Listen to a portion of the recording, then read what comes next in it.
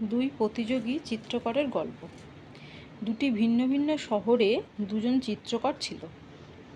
তাদের অসাধারণ অঙ্কন প্রতিযোগিতা প্রতিভা আছে, তার জন্য তারা খ্যাতি লাভও করেছে অনেক। তাদের শিল্পসৃষ্টি এত সূক্ষ্ম, এত সুন্দর ছিল যে তারা যা দেখতো তাই এঁকে ফেলতে পারত।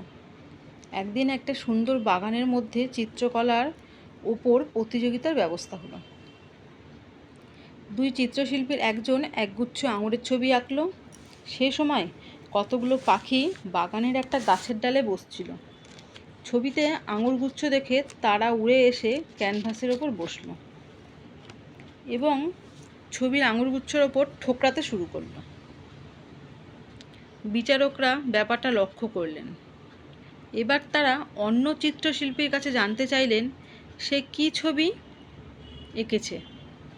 কোনো কথা না বলে চিত্রশিল্পীটি একটা পর্দার দিকে আঙুল নির্দেশ করলো। বিচারকরা ভাবলেন নিশ্চয়ই এই পর্দার পিছনে ছবিটি আছে।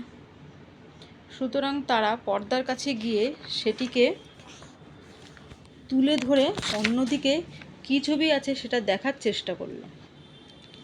কিন্তু এটা সত্যিকারের কোনো পর্দা ছিল না, সেটা ছিল দেয়ালের ওপর আঁকা একটা পর্দার ছবি।